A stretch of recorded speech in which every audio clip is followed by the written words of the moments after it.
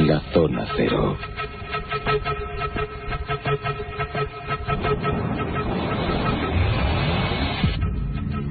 El tiempo que dedicamos a nuestros monográficos aquí cada madrugada de martes a miércoles, y hoy tenemos un asunto que supongo que va a captar vuestra atención, porque algún lago está cerca de donde vivís, seguro.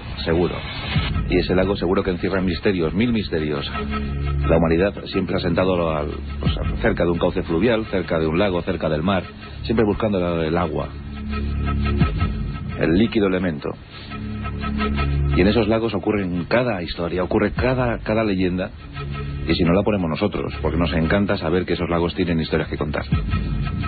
¿Qué tal, Jesús Callejo? Buenas noches. Hola, buenas noches.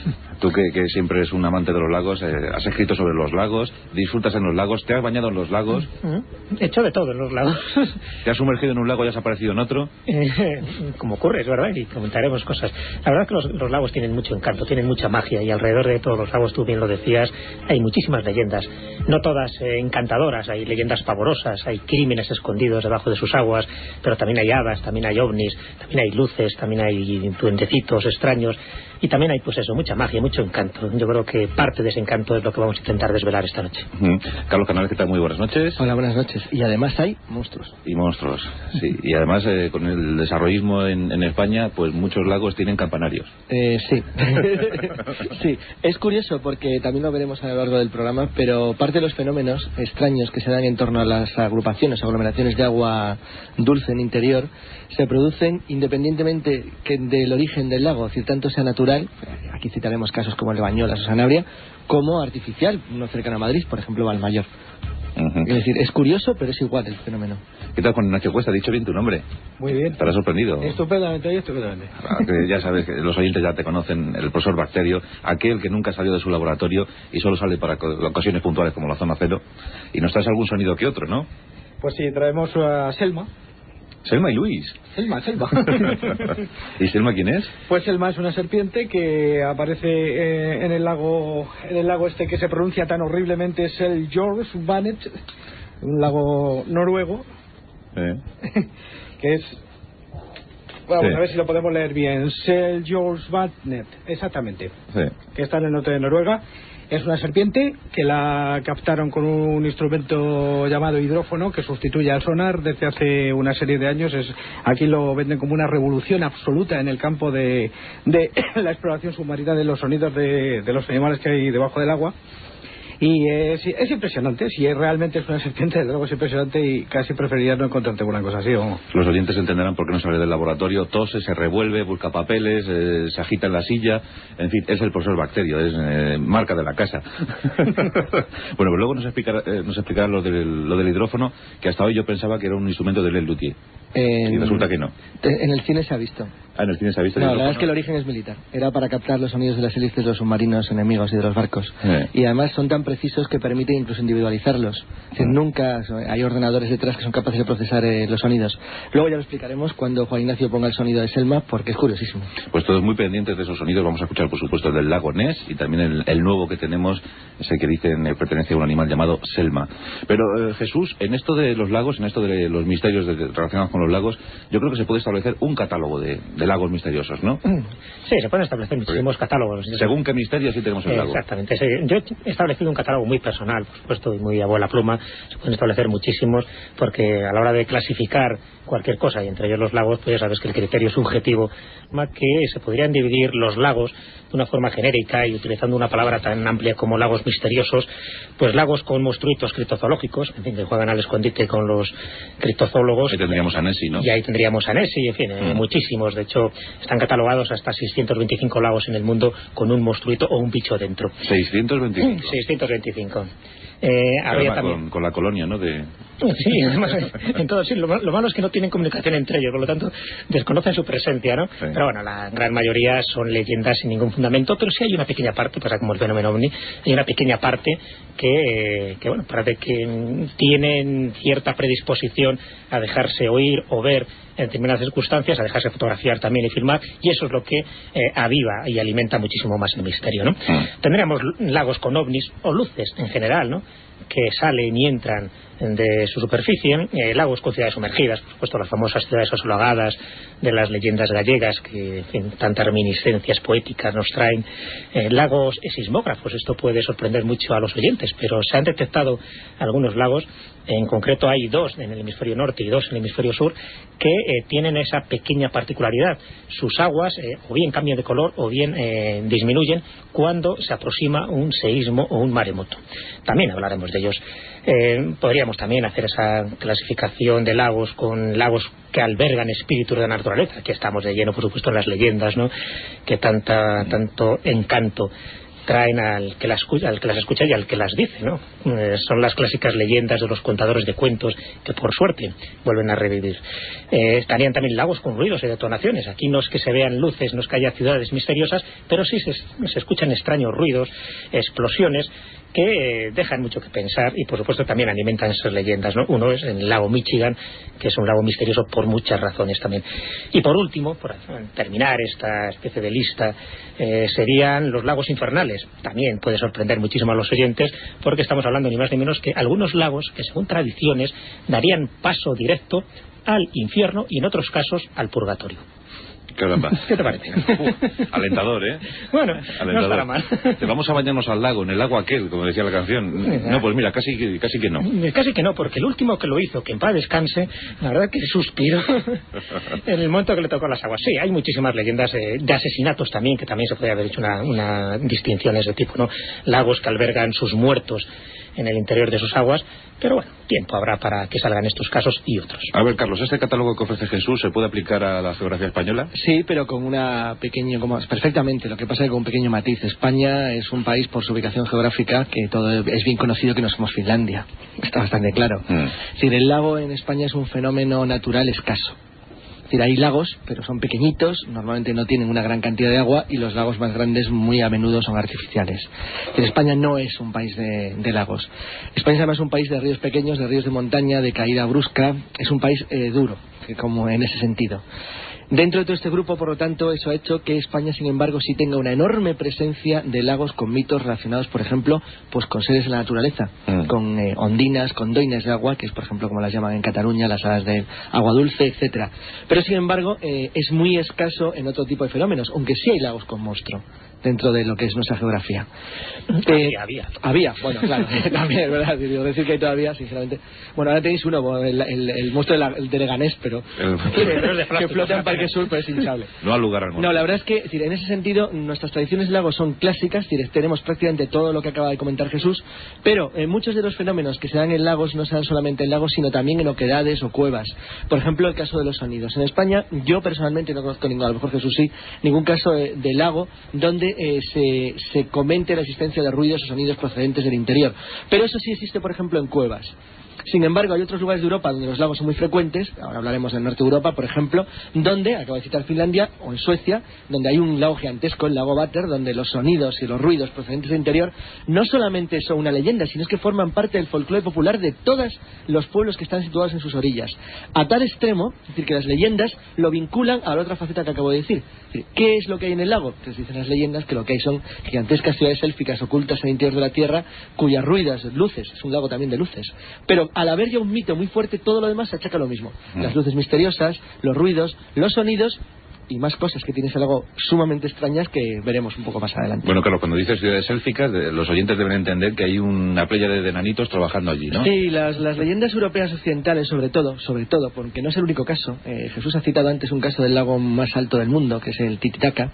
Y efectivamente también tiene esa leyenda, que es la leyenda de que si no hay seres dentro del lago, sí hay ciudades ocultas escondidas en el interior de las aguas del lago.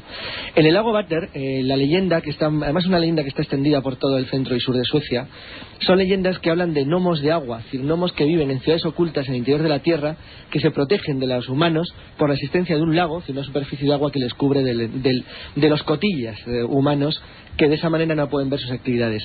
¿Ya qué se dedican? Pues a lo que las tradiciones y leyendas nórdicas hacían siempre de los enanos y de los nibelungos, es decir, extraen oro de la tierra y crean con sus riquezas gigantescas metrópolis. Este misterio se vio enormemente acrecentado por un hecho muy curioso, y es que se demostró en los años 50 que el lago Vater estaba conectado con otro misteriosísimo lago de los Alpes, con el lago Constanza, en Austria, Y esto, aparentemente tan absurdo, se comprobó científicamente cuando se pudo determinar que ciertos tipos de plantas y microorganismos que se encontraron en Suiza estaban también presentes en el lago Vater, y se hicieron unas pruebas que duraron unos 7-8 años, y bueno, se comprobó finalmente que no se sabe el motivo ni la razón, pero efectivamente, de alguna manera demencial, porque es que no hay forma de explicarlo, ten en cuenta que está el mar Báltico entre medias, están unidos, hay corrientes de agua dulce que los unen. Está la famosa, Jesús, conexión interlagos, ¿no?, de que sería la salida posible que tiene Nessie para escapar de los humanos, ¿no? Claro, son de las explicaciones que se barajan. Respecto a lo que comentaba Carlos del lago Vater, también hay que decir un dato sumamente curioso. Está considerado como la superficie de agua más misteriosa de Europa, sí, claramente. Porque no solo se da esta comunicación, ¿no?, con el lago Constanza, sino que en sus orillas, estos son testimonios recogidos por sus habitantes, los habitantes que están cerca de este lago, dice que con frecuencia se oyen detonaciones sordas y fuertes, que aparentemente sin causa, porque si no, no tendría mayor misterio, y en su superficie se pueden admirar fenómenos que recuerdan a los espejismos, que ellos denominan como fata morgana, ¿no? Entonces, bueno, esto sí que aviva mucho la imaginación, ¿no?, sobre todo de los aldeanos y de la gente que está alrededor de este lago, del lago Vater, que es lo que hay que denominar, bueno, pues me imagino que a lo mejor de una forma también muy sensacionalista, como la superficie de agua más misteriosa que hay en Europa, porque si nos salimos de Europa, desde luego hay otros mucho más misteriosos, como el lago de Titicaca, que se ha mencionado, que también pues se las trae, aparte de ser pues el lago más alto navegable. Tú lo conoces además, ¿no? Sí. Es un lago de estos impresionantes, de los lugares de poder, ¿no? Y digo que es el lago más alto navegable porque más altos que el Titicaca también existen. Sabe que a unos 5.500 metros en el Everest hay un lago, pero está totalmente helado y por supuesto no es navegable. Pero bueno, siendo un poco puristas, podemos decir que es un lago muy especial, el lago Titicaca. Además, incluso se ha dicho que sobrevolándolo, una avioneta tiene la forma de un puma, la forma en la silueta, ¿no?, de un puma, el lago Titicaca, y está repleto de leyendas de dioses que allí arribaron con sus naves en la noche de los tiempos, hasta islas muy misteriosas como la de Taquile, y bueno, y el hecho de que esté compartido además por dos naciones, ¿no?, Perú y Bolivia, los Uros por parte de la tribu de los Uros por parte de Perú y los Aymaras por parte de Bolivia, que también comparten muchísimas leyendas asociadas tanto con la superficie como por encima de la superficie como debajo de la superficie, y la casuística ufológica pues también es tremenda, ¿no?, alrededor de este lago. O sea, que es un lago también curiosísimo desde todos los puntos de vista. En cuanto a lagos relacionados con la criptozoología, ya nos decía Jesús Callejo que hay 625 según un censo que hizo, bueno, pues unos periodistas, editores y escritores británicos, que es Janet y Colin Bord. Ellos reunieron esta lista de 625 lagos, también incluían algún río, por supuesto, sí, en todo el mundo, en los que se habían visto bichos de todas clases, ¿eh? Y cuando hablamos de bichos de todas las clases, la gran mayoría, bueno, serían con características similares a los plesiosaurios o a los ictosaurios. Lo característico y lo más chocante, hasta que si quieres gracioso, es que se les denomina con nombres cariñosos a muchísimos monstruitos de estos lagos, ¿no? Sobre todo en Norteamérica, que existen más de 90 lagos donde se cree que habitan o habitaron algunos de estos monstruitos, pues tienen nombres muy característicos. Por decir algunos, el lago Champlain, por ejemplo, en Vermont, pues se le llama Champ, ¿no?, popularmente. O en los lagos canadienses de Okanagan, pues imagínate cómo le llaman, ¿no?, Ogopogo. En el lago Minitoba es el Minipogo. En el lago Ponegamoc tienen al Ponic. Bueno, y en el lago Sincoe le llaman Igopogo, no Ogopogo. Yo es que en el caso canadiense yo creo que había la deformación occidental, la que iba a decir de folclore moderno, de lo que era un mito general entre algunas tribus indias de la zona de los Grandes Lagos, porque están en un tramo muy, salvo el de Manitoba, que está un poco más al oeste, todos los demás están en las dos áreas de colonización francesa e inglesa, a uno y otro lado. Y yo creo que sobre lo que era la teoría de la leyenda general, se fue haciendo una leyenda particular en el cual cada pueblecito y cada colonia decía cuál era su lago con monstruo. Ninguna referencia fiable de los, y ahora hablaremos de ellos, de los supuestos nesis africanos desde los años 20. La última expedición en su búsqueda fue norteamericana, estuvo cofinanciada por una universidad, nunca se supo muy claramente por quién. Los promotores sí, los promotores son bien conocidos y además fueron, iba a decir, sumamente alentados por gente tan escéptica como Arthur de Klerk. Y bueno, pues la expedición se dirigió a la zona del Alto Congo, en la frontera entre Congo y Camerún. No consiguieron obviamente encontrar nada y buscaban y rastreaban unas leyendas muy interesantes, las leyendas de dos animales legendarios que son conocidos como Mokele Mbembe o Chipbeke. Estos seres mitológicos que ocuparían o que habían ocupado hace miles de años todo el centro de África, o al menos eran en grupos lo suficientemente grandes como para ser recordados, tienen una de las más curiosas, desde luego frente a Nessie tienen muchas más pruebas, entre otras una esencial, y es que hay documentos, no escribían las tribus de la zona, pero sí hay grabados, estatuillas y restos arqueológicos que podrían determinar la existencia de una especie de reptil gigantesco, de saurio. Claro, la arqueología tradicional y los biólogos lo que dicen es que se trata de representaciones de cocodrilos o hipopótamos, pero la verdad es que un hipopótamo con algunas colas, como algunas fotografías que se conocen del Alto Camerún, la verdad es que es extraño. Lo cierto es que en cualquier continente que miremos encontramos historias de lagos con... Sí. A mí personalmente, y ahora también hablaremos en detalle, a mí personalmente me atraen mucho los de la antigua Unión Soviética, los lagos siberianos, porque primero son de descubrimiento muy moderno. Es justo lo contrario del fenómeno que acabo de contar de África. Es decir, no aparecen hasta los años 50, al menos documentados con claridad. Y la investigación se hizo en serio y de manera científica. Cuando digo científica lo digo de verdad.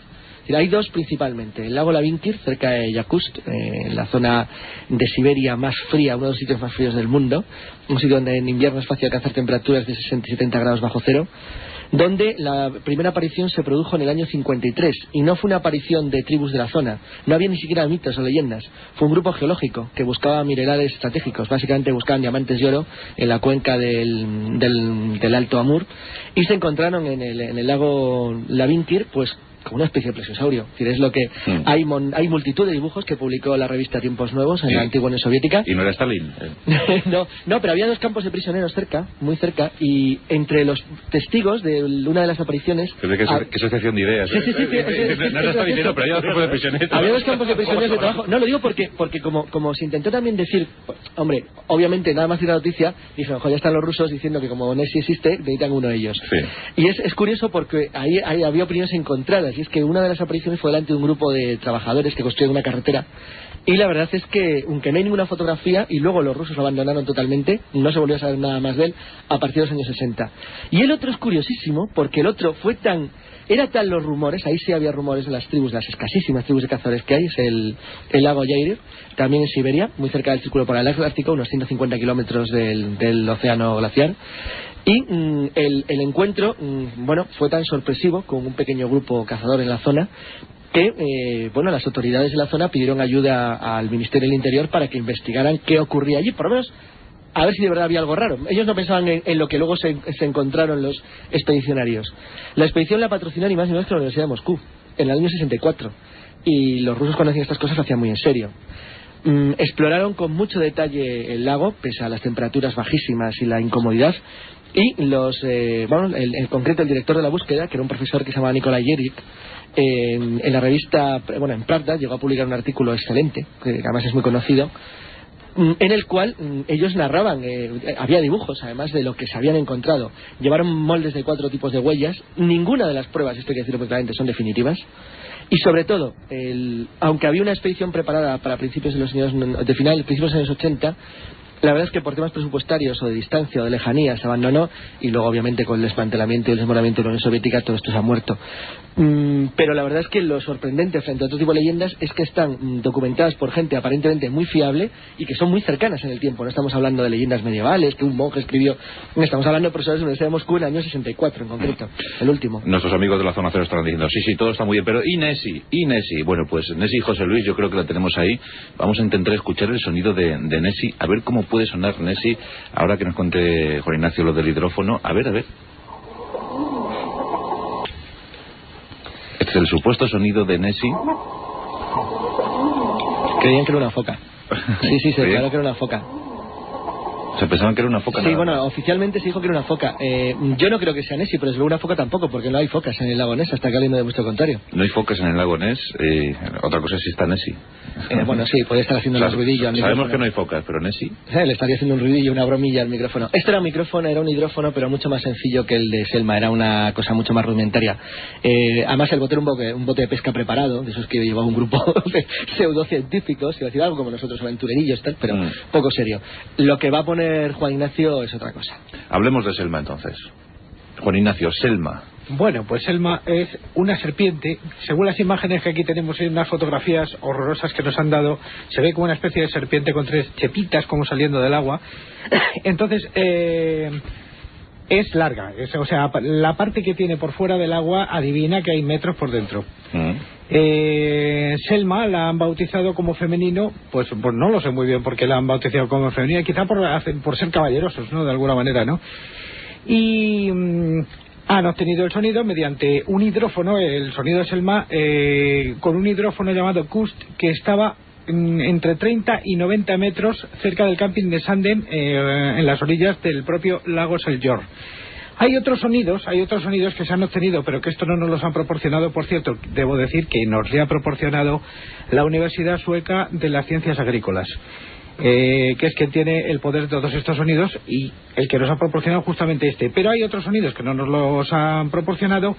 Por ejemplo, en el lago Rasvalen, uno conseguido a 4 metros que suena como una especie de disparo, otro conseguido en la parte sur del lago Satnes a 300 metros que hace 3 intervalos con clips, hace clips 7 y 8. El norte de las islas Kenneth también tenemos un sonido cogido a 4 metros de profundidad que parece como el movimiento de un submarino, pero no había ningún submarino en ese momento. Y luego un hidrófono situado a 35 metros de profundidad en Hardsberget. Este también tenía otro sonido. Estos no nos los han proporcionado, pero el de Selma es verdaderamente impresionante. Es muy cortito, y una vez que lo hayamos oído os voy a explicar, después de haberla analizado con un espectrógrafo, qué es lo que hemos sacado de aquí. Si me permite, Juan Ignacio, decir un poco a todos los oyentes que este sonido se logró el 20 de agosto de 1999, hace muy poco tiempo, por el equipo del periodista Jan Ove Sandberg, y que pues es prácticamente desconocido en España, y posiblemente sea la primera vez que se emite, y que se sepa, por lo menos que todos los especialistas están de acuerdo que su sonido es tan extraño que no se parece a nada conocido. Un apunte sobre la imagen. Acaba de citar Juan Ignacio la existencia de una imagen. Bueno, la imagen es una imagen sonar. Son imágenes, no está basado en el sonido de hidrófono, sino que cuando el hidrófono captó el sonido, el sonar del barco trazó una especie de mapa radar, por decir una manera, de lo que emitía el sonido. Se trata de imágenes generadas por ordenador que simulan como si fueran en sombras qué aspecto tendría el ser o el bicho o el objeto que está emitiendo el sonido. Es donde se detecta la forma de las jorobas. Juan Ignacio ha dicho con mucha seguridad una serpiente. Es una serpiente en el sentido de que no aparenta tener ni aletas, ni patas, ni un largo cuello, que como sería el caso de Nessie, sino que parece más bien es una forma serpentiforme con 3 jorobas de unos cuantos metros. La verdad. Entonces, digamos de nuevo, Jesús, el 20 de agosto del año 99 es cuando se obtuvo este sonido en este lago, el Seljord, es uno de los nombres que se puede decir, que por lo menos para mí me resulta más fácil decir, en el norte de Noruega, y es un pariente, según dicen, nórdico del célebre Nessie escocés, aunque realmente con los últimos datos que tenemos ya no sería un pariente, porque el Nessie sabéis que sería un plesiosaurio y estaríamos hablando de una serpiente de jorobas.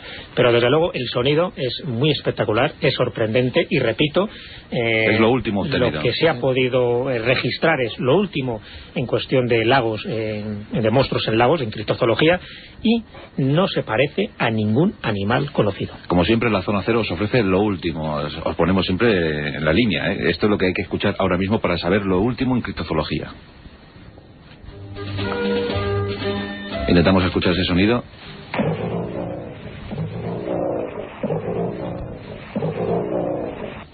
Tremendo, ¿eh? Y no es una mala digestión del científico que estaba... No se sabe si está eructando. Esto es lo último en criptozoología, es el Selma, serpiente gigante. Esta serpiente gigante que supuestamente habita en un lago de Noruega. Sonido captado por un hidrófono, luego contaremos el método, pero así puede sonar una serpiente lacustre, diríamos. Sí, lacustre. ¿Os acordáis del sonido de Selma? José Luis, vamos a escucharlo de nuevo porque es que el bichito. Escuchad a Selma, porque es tremendo. El último sonido obtenido en criptozoología. Una forma, como dice Carlos Canales, serpentiforme. 3 jorobas, muchísimos metros de longitud. Imaginad la situación en un lago de agua dulce en Noruega, y el hidrófono funcionando. Un sonido cedido por la Universidad de Ciencias Agrícolas de Suecia. Son los suecos, Juan Ignacio, los que tienen este sonido. Efectivamente. Y los hidrófonos siguen evolucionando, ¿no?, en cuanto a tecnología. Pues sí, efectivamente, desde aproximadamente los años 75 al 83 que se empezaron a desarrollar para utilizarlos en barcos, sobre todo en la industria militar, en fin, ya sabemos, y sobre todo también la industria pesquera, con una idea fundamental, era la bioacústica del mar, o sea, el estudio de la bioacústica del mar. Un hidrófono, para que nos entendamos, es un micrófono, pero un micrófono, claro, pero que no está destinado a recibir sonidos con el soporte del aire, sino que está preparado para recibir los sonidos por el soporte del agua, que, como todo el mundo sabe, amplifica los sonidos por lo menos a 3 veces más de su tamaño normal y aumenta sobre todo las bandas más graves, o sea, las bandas de baja frecuencia. Entonces, ¿qué es un hidrófono? Pues un micrófono que tiene fundamentalmente unas membranas por la parte delantera muy rígidas, que son capaces de, digamos, filtrar todas las frecuencias que llamamos técnicamente pasabajos, o sea, que son muy bajas, que tienen muy poquita frecuencia. Los hidrófonos se utilizan haciéndolos descender por un cable o por una cuerda, o como en el caso de la foto que tenemos de Jalberg, que lo hace con una caña de pescar que la introduce dentro del agua, lo va introduciendo con un sedal hasta cierta profundidad. Esto en cuanto al hidrófono. El hidrófono se conecta, pues, lógicamente, a un magnetófono y se capta el sonido. En el caso del sonido de Selma tenemos un sonido formado por tres partes. La primera es una parte muy bajita de volumen y profundamente aguda. Luego hay una parte de sonidos intermedios y luego hay una parte muy grave y muy fuertemente amplificada. ¿Esto qué significaría en sonido? Sin que yo pretenda hacer una interpretación, que lógicamente hay gente que sabe mucho más de todo esto que yo. Tanto el sonido en su estructura, por el espectro que nos ofrece, sería el sonido del aire pasando a través de una estructura circular en donde hubiera, digamos, protuberancias que impidieran su paso. Este sonido es típico, o esta forma de emitirse el sonido es típica de serpientes o de animales que tienen el cuello largo. Léase jirafas, léase la serpiente de cascabel, emite un sonido de este tipo. Por lo tanto, estamos ante un sonido que muy posiblemente corresponde a una serpiente del tipo que sea. Es una serpiente del tipo que sea, o sea, es un sonido creíble. O sea, para un técnico es un sonido creíble. Sí, yo me lo creo. ¿Tú te lo crees? Bueno, pues ya es un dato, ¿no? No, pero es un dato y yo creo que es bastante revelador, ¿no? En ese sentido. No, y es muy importante eso que ha dicho Juan Ignacio, ¿no? Porque gracias a los hidrófonos están ahora detectando muchísimos sonidos que antes, pues, al no tener esta tecnología, pues éramos incapaces, por lo menos, de detectar lo que eran sonidos naturales, de sonidos artificiales y de sonidos de animales conocidos, de animales criptozoológicos, ¿no? Y eso ha supuesto un avance, yo creo, muy considerable, porque ante la imposibilidad de poder ver, fotografiar, y eso es lo que es la punta de lanza ahora dentro del mundo de la criptozoología. Y es, bueno, pues un poco lo más revelador, y por eso que hayamos puesto este testimonio sonoro, ¿no? Porque fotografías se sabe que se pueden trucar mucho, también por supuesto los sonidos, pero los sonidos que sí llegan a trascender, y este es un caso de los conocidos, fue, y nunca se ve mejor dicho, una serpiente de verano, por el hecho de que salió en agosto del 99, pero ha pasado todos los filtros, y el sonido que estamos dando es uno de los que, bueno, pues podemos decir que tiene ese marchamo de autenticidad, que por lo menos no se ha detectado ningún fraude. La zona cero lo ofrece poco más de 5 meses después de haber sido obtenido.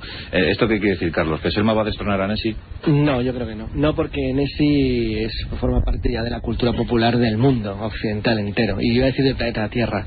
Nessie no es patrimonio de humanidad porque no lo ha encontrado, pero Nessie es mucho más que una serpiente de verano. Todos hemos adoptado a Nessie, ¿verdad? Claro, es decir, no, ahora los noruegos, claro, dicen que sí, que había tradiciones en los pueblos acerca de serpientes gigantes, pero en realidad no es cierto, es decir, no había nada. En tanto que Nessie tiene una tradición, es un mito vivo y constante. ¿El problema que tiene Nessie? Pues el problema que tiene Nessie es que las falsificaciones son constantes, insistentes y pesadas. De hecho, una de las grandes ventajas, y ahí juega a favor de Nessie, es que los filtros son tan duros y tan terribles que normalmente los farsantes se echan atrás. En tanto que intentarlo en un lago desconocido, pues bueno, siempre es más fácil. Hay poca tradición, lo mismo dices que es un sonido nuevo que has captado, pero lo que ha dicho Juan Ignacio es decisivo. Actualmente, con los medios técnicos que hay al alcance de cualquiera, cuando digo de cualquiera digo de nosotros mismos, la verdad es que intentar colarte un fraude es muy, muy, muy difícil. Y las cosas muy, muy bien hechas, a lo mejor nosotros no las detectaríamos, pero un nivelito no muy por encima del nuestro ya les han cogido. ese dato que se ofrece la zona 0, 625 lagos donde supuestamente hay un habitante muy extraño y peculiar, similar a Nessie, similar a Selma. En fin, que seguimos soñando. Pero hay otras circunstancias, otros misterios, Jesús, en torno a los lagos. Por ejemplo, ¿qué me dices si te digo, ¿hay lagos con ovnis?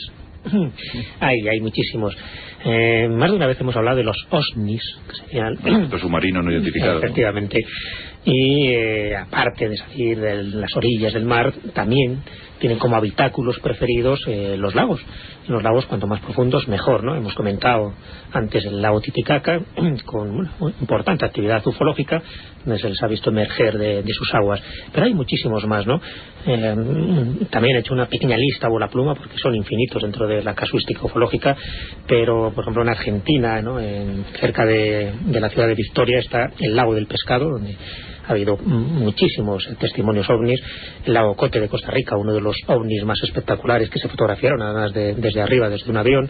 El lago Baikal en Siberia, el lago Onega en la República de Karelia, que se fotografió en 1977 y dio la vuelta al mundo. Y bueno, por citar el último, en el lago de Cartagena, el lago Cartagena en Puerto Rico, en el año 1991 hubo muchísimos avistamientos, hasta el punto de que quedó toda una especie de dossier y de revistilla, ¿no?, que circulaba por esta isla, donde se comentaba los pormenores casi diarios de todo esto, de lo que ocurría en el año 1991 alrededor de esta laguna, ¿no?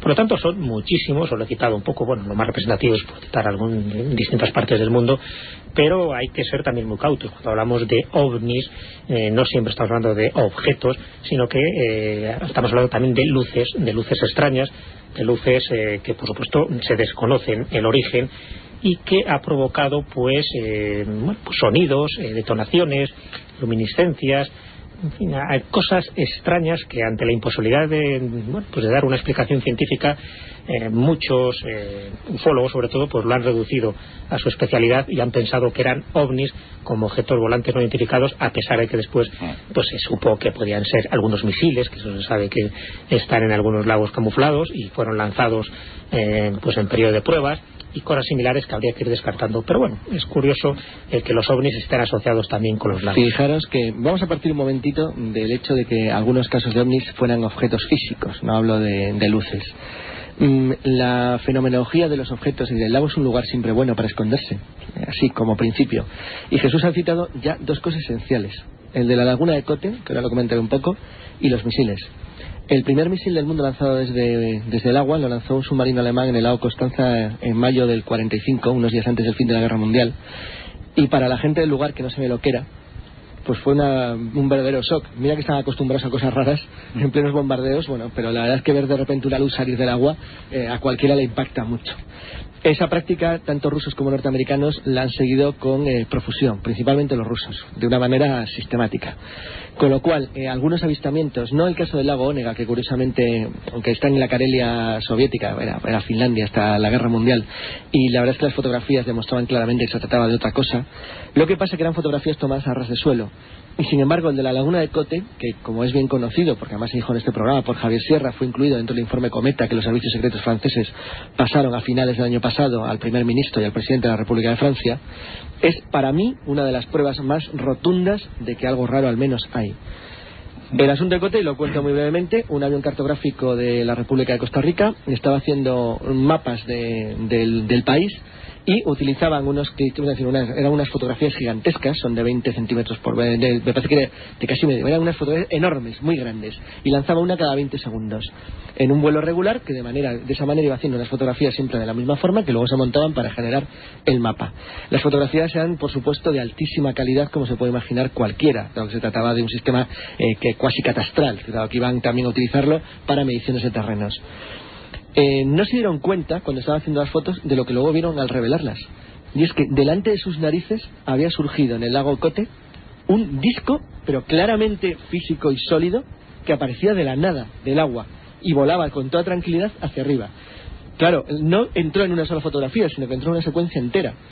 La verdad es que es algo tan asombroso y tan imposible de falsificar, que desde luego, si el lago aquel no tenía misterio, ahora puede que no tenga un Nessie, pero misterio tiene ya para siempre. Lago Cote en Costa Rica. Sí, es asombrosa fotografía que a cualquiera que la pueda conseguir se la aconsejo. Un caso clarísimo de OSNIs. Sí, de materialización de un OSNI, pero ahora delante de las narices de todo el mundo y de una manera, y encima cogiendo la prueba, decir, bueno, y encima toma ya, 5 fotografías una detrás de otra, por si quedaba alguna duda. Oye, Carlos, ¿por qué te ha gustado siempre tanto el lago Michigan?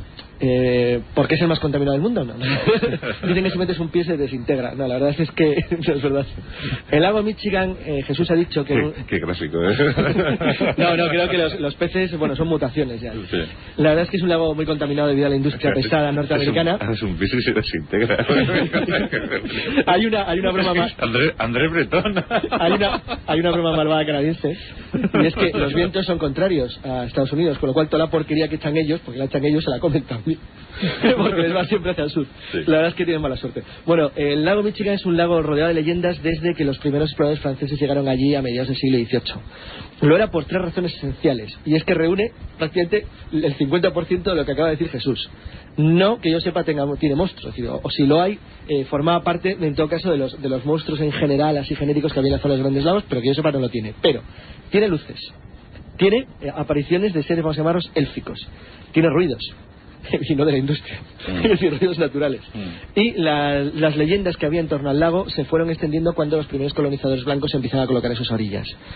Pero el gran salto a la fama del lago Michigan por un tema misterioso, que curiosamente, y no sé por qué, ha desaparecido, surgió hace unos meses, cuando en la prensa de todo el mundo y la CNN, porque la CNN lo dio en primicia, se hizo eco, y además yo lo vi en televisión y me llamó tanto la atención que luego el que no hayan seguido con ello me tiene muy intrigado.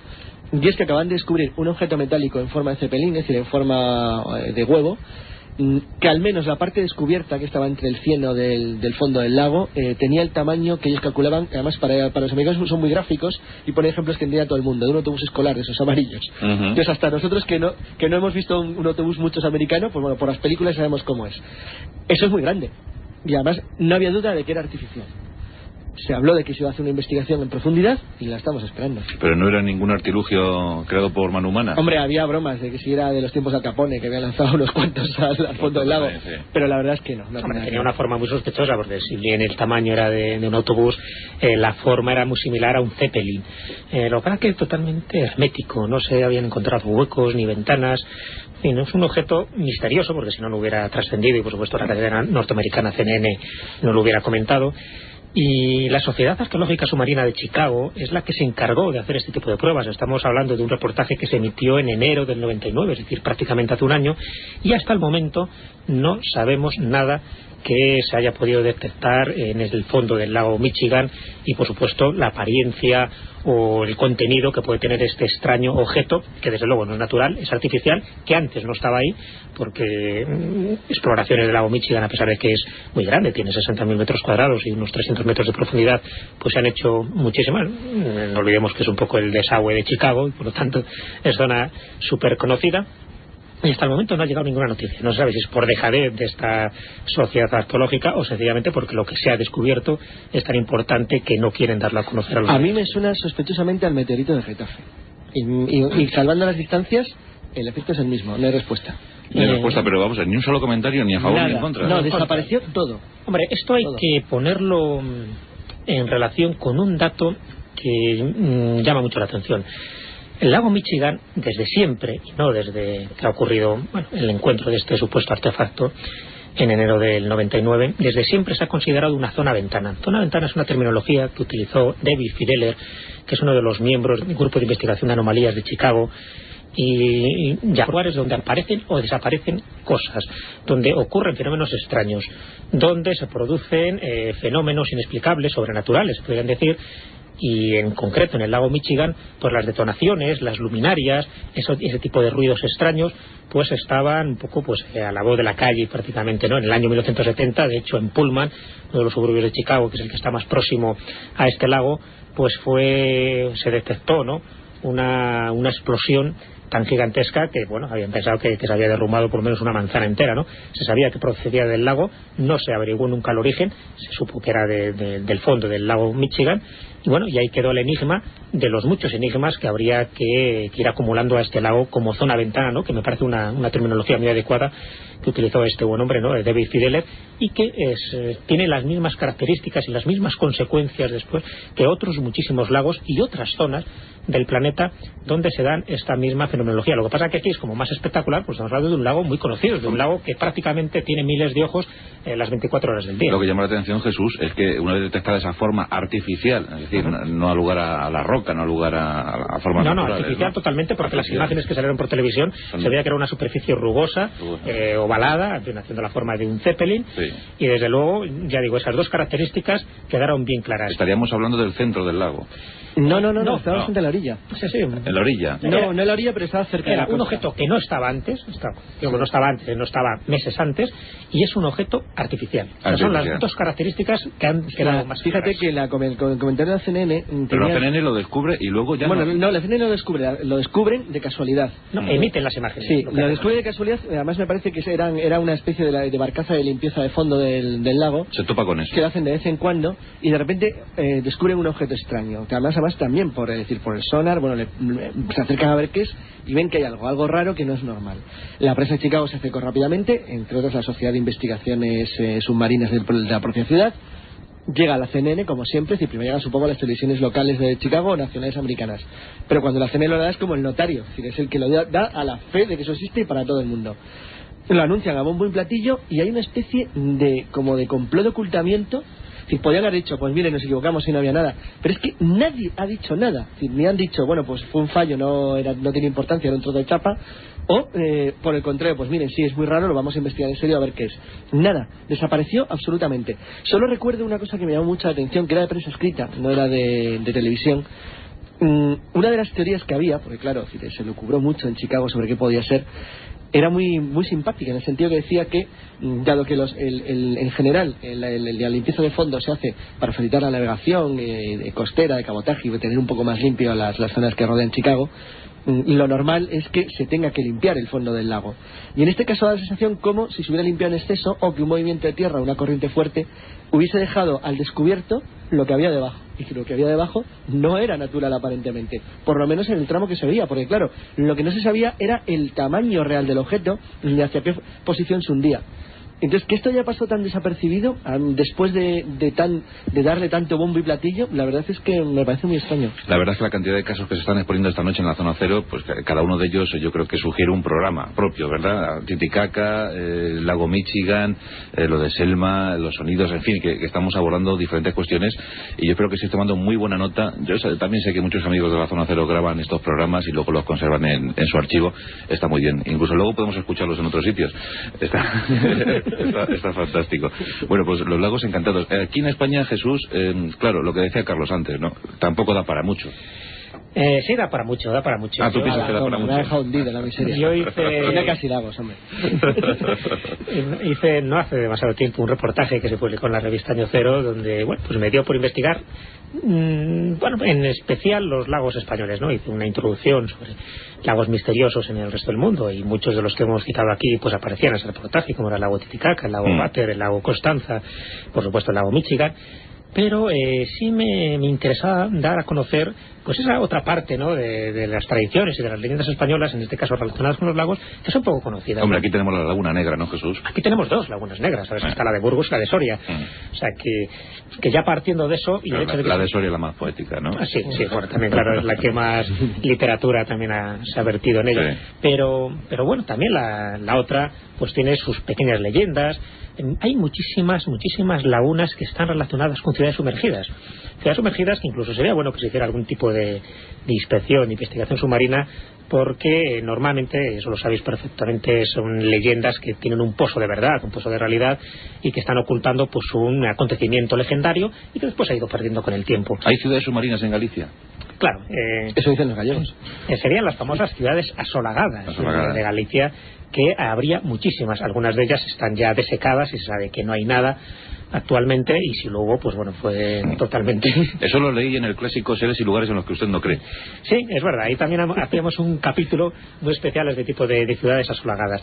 Hombre, la más conocida posiblemente por todos los oyentes será el lago Sanabria, que está en Zamora, y ahí está, bueno, pues toda una leyenda preciosa, además de la mítica ciudad de Lucerna. El hecho de que durante la mañana de San Juan se oyen las campanas de esa iglesia espectral, ¿no?, que yace bajo sus aguas, y que solo en un día es como si tuviera esa particularidad de poder tañer esas campanas, como invitando a la gente que se sumerja en ese lago, pues bueno, con esas reminiscencias tan románticas.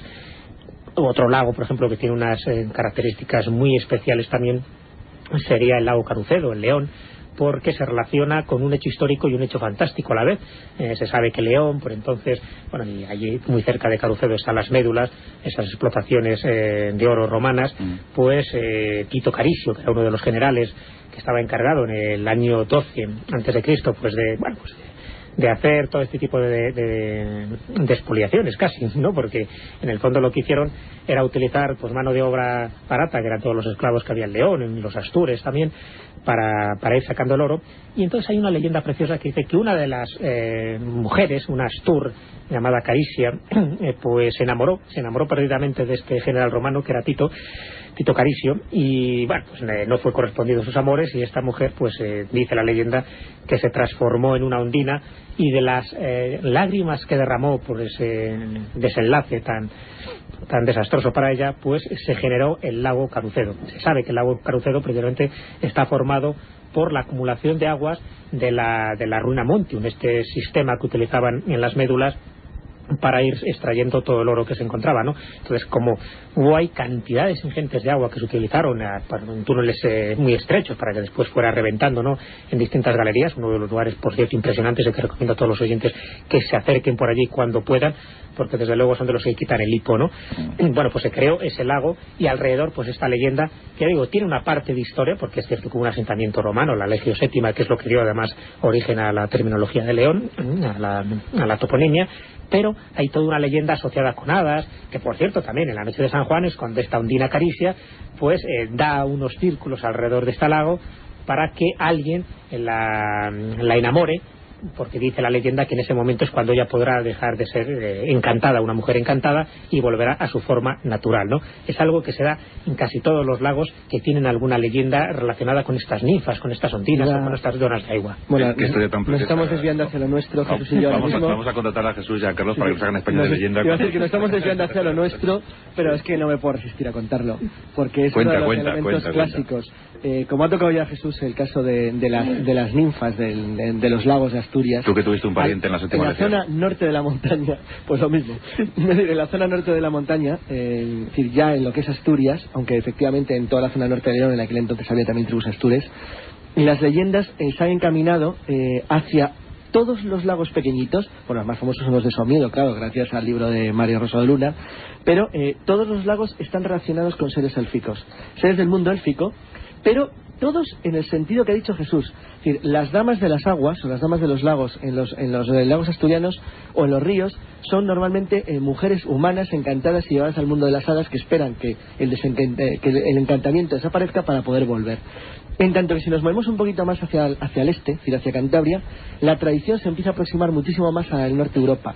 Es decir, se trata directamente de seres féricos, seres que viven en el interior de los lagos y de las fuentes, de los cuales hay algunas variantes, algunas, claro, a través de folcloristas como Manuel Llano, muy adulteradas, en el sentido que copió elementos del folclore principalmente inglés y galés, para adaptarlo a lo que no estaba muy claro en las leyendas tradicionales cántabras. Entonces, se trata en cierto modo de mitos falseados, pero que se asemejan mucho a los de los Tilbictec. Los Tilbictec, una Tilbictec, por ejemplo, el pueblo rubio, es decir, los pueblos que viven debajo de las verdes colinas en Gales, es la que forja el Excalibur, la espada del rey Arturo, la dama del lago, que vive en el interior de las aguas y se transforma en persona solamente a la luz de la luna en torno a las aguas de los ríos y de los lagos, que es las leyendas que en Cantabria existen de las anjanas de agua, es decir, de las hadas que viven en el agua, y de las hijanas de Aras, que es una zona muy pequeñita en las cuales las mujeres élficas con solo un pecho, que se tapan con una cabellera así muy larga, se asemejan enormemente a las hadas del lago Báter. que son exactamente iguales, es decir, a las mujeres élficas de la zona sur de Suecia. Amigos, todo está relacionado, ¿verdad? Todo está unido, todo está emparentado. Ya que estamos hablando del mundo de los elementales. Es que estamos en lo nuestro, nos hemos desviado. Una de las explicaciones ¿Qué va? No nos hemos desviado, estamos. Estamos en los lagos que lo estamos llevando al encantamiento. Claro. Entonces, una de las explicaciones que se dan a esas detonaciones misteriosas que pueden surgir del fondo de los lagos es pues ese tipo de dinamita, ¿no?, que utilizan los nomitos, ¿no?, para hacer esas excavaciones en busca también de minerales preciosos, y en muchísimos lugares, no solo de España, sino de otras partes de Europa, pues cuando hay estos ruidos lejanos, espectrales, ¿no?, en la penumbra de la noche, pues dicen, no os preocupéis, que son los gnomos que están haciendo sus pequeñas minas subterráneas en la búsqueda y captura de su pequeño oro. Cosita solo, fijaros que esto tenía trascendencia incluso en la heráldica. Hay una familia asturiana, los Miranda, que en el escudo de armas suyo, de la de finales de la Edad Media, son 5, hay 5 mujeres, 5 chicas rubias, que están tapándose, se tapan con una concha de peregrino, con una venera, y están rodeadas por 2 serpientes que tienen las colas entrelazadas y que giran alrededor del escudo. Son las leyendas de los cuélebres y las leyendas de las serpientes que vigilan a las encantadas llevadas desde el mundo nuestro al mundo de las hadas. Pero tiene un entorno al menos marino, en el hecho de que tengan una concha de peregrino cubriéndose cada una de las 5 que están en el centro del escudo. Bueno, ese tipo de leyendas de familias mixtas, o bien, bueno, en Cataluña sí de andoinas de agua, en Asturias sanas, en Santander anjanas, es decir, de mezcla de humanos con habitantes del país de los elfos. Y además con marcas, porque las dueñas de agua catalanas me parece que llevan una estrella en la frente, ¿no? Y levantan luces que les hace saber que son de aquí. Cómo nos gusta soñar aquí en la zona cero. Por cierto, Carlos, haz el favor de saludar a los de Laredo, que cumplen 800 años. ¿Tú como cántabro que eres? Bueno, pues les saludo. Felicidades. Muy bien. ¿Qué leyenda más bonita está ahí de encantamientos en Laredo? Luego contaremos la historia de Laredo a lo largo de estos últimos 8 siglos. Bueno, pero claro, todo es muy bonito, todo es muy hermoso, pero ¿qué me decís cuando digo lagos infernales? ¿Haylos? Hay, no sé, hay. ¿Pero cuáles? ¿Qué es lo bueno? Habría que especificar un poco cuando hablamos de lagos infernales a qué nos referimos, ¿no? Porque, en fin, si se ha tenido una experiencia luctuosa en algún lago, pues eso ya es un lago infernal. Pero no, con esta palabreja, ¿no?, nos estamos refiriendo a algunos lagos, no demasiado, pero algunos lagos donde las tradiciones insisten en colocar allí la entrada al infierno o la entrada al purgatorio. Y voy a poner un ejemplo de cada. Respecto a la entrada al infierno, pues hay un lago muy característico en Nápoles, por cierto, que es el lago Avernos, que ya nos está indicando el nombre. Tiene algo muy característico. Este lago emite unos vapores letales, hasta el punto que ningún ave sobrevuela este lago, simplemente porque caería desplomada. Que el nombre viene por algo. Y también es muy significativo que a las orillas de este lago, el lago Averno en Nápoles, se situara la caverna o el antro donde tenía su negociado, por decirlo así, la Sibila de Cumas, una de las pitonisas, uno de los oráculos más famosos de la antigüedad, y que además estaba muy relacionado con el mundo de los muertos. Por lo tanto, ojo al dato, por lo que estamos diciendo siempre. Las leyendas nos están poniendo sobre la pista de una realidad que queda muy diluida con el paso de los años, pero que ahí está esa toponimia. Y respecto a una de las entradas del purgatorio, citar el lago Rojo, que está en Irlanda del Sur, que se considera tradicionalmente que es la entrada al purgatorio de San Patricio, como se llama, porque hay todas unas historias preciosas alrededor de este santo. Yo el pasado verano estuve muy cerquita de ese lago, del lago napolitano, y caramba. Impone, ¿verdad? Impone. No lo sobrevolaste. No. Llegué a Pompeya, que también fue un infierno, aquel día. Es verdad. Pues hoy hemos estado hablando sobre lagos, sus misterios, sus encantos, sus leyendas. Juan Ignacio, muchas gracias por el esfuerzo. Gracias, Carlos Canales. Gracias, Jesús Callejo. Gracias. Los veo consternados, consternados, es que este sonido pone los pelos como escarpias. Hasta el viernes en la tertulia. Hasta el viernes.